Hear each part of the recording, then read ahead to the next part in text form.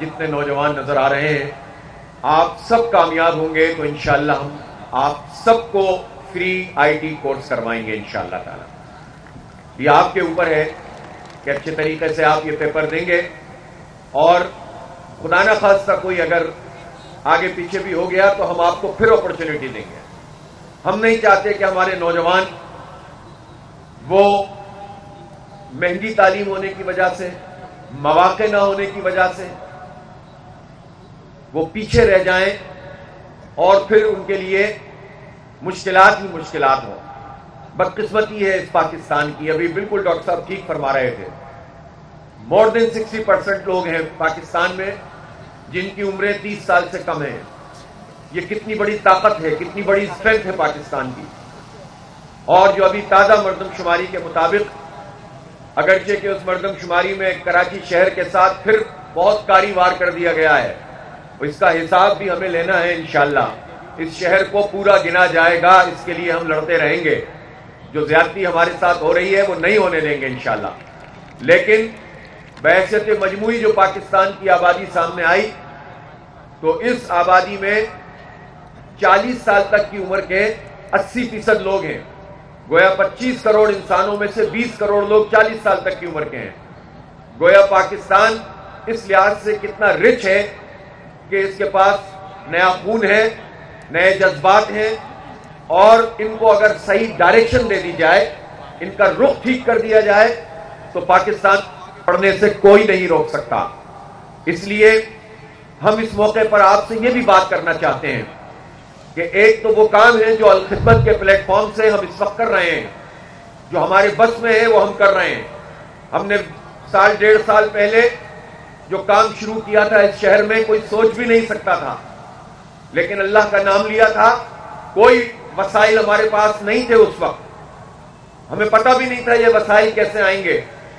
और आप जानते हैं कि जब आप यहां से टेस्ट पास करके जाएंगे, फिर आपके इंटरव्यूज होंगे, और जब आप मुख्तलिफ कैंपसेस में पढ़ेंगे, लैब्स होंगी बहुत सारी, उसको ऑर्गेनाइज करना, फैकल्टी का बंदोबस्त करना, पूरे सिस्टम को चलाना, तो एक एक तालिब इल्म पर कितनी कॉस्ट आएगी।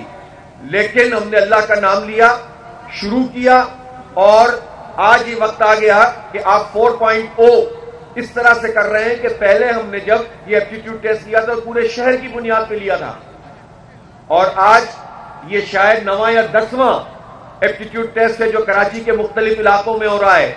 यहां गुलशन और गुलिस्तान जौहर के नौजवान मौजूद हैं।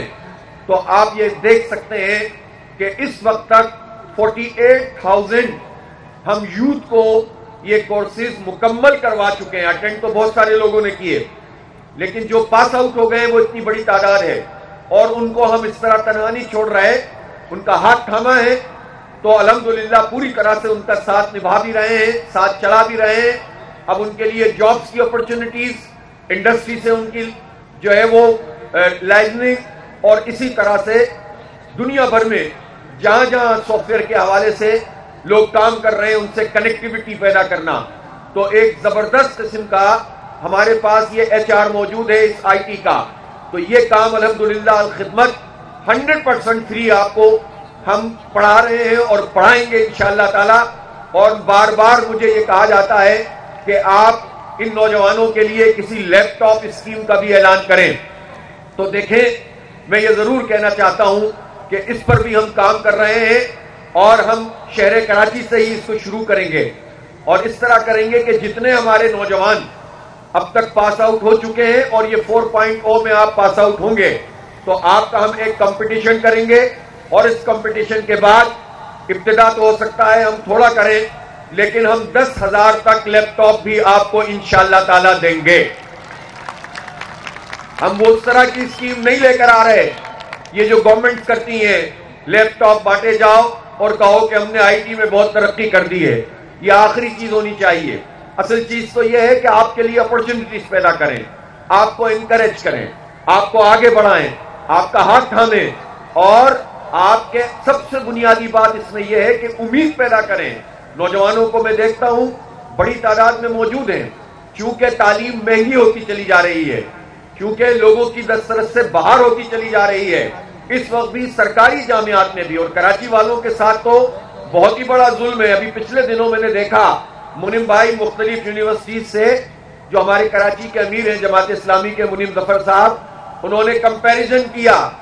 पता चला कि कराची में जो सरकारी यूनिवर्सिटीज में जो फीस स्ट्रक्चर है उसके बाकी यूनिवर्सिटियों के मुकाबले में इसी सूबे में वो 4-5 गुना यानी 400-500% ज्यादा फीस कराची के नौजवानों से वसूल की जा रही है। यह ज्यादती किसी सूरत में नहीं होनी चाहिए।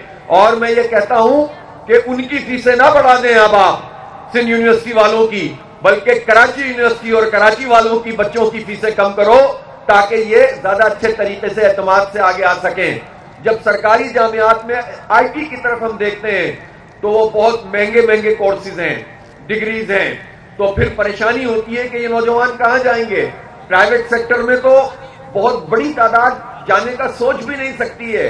पाकिस्तान में जो लोग रहते हैं वो मिडिल क्लास और गरीब हैं, पॉवर्टी लाइन से 40% लोग नीचे जिंदगी गुजार रहे हैं।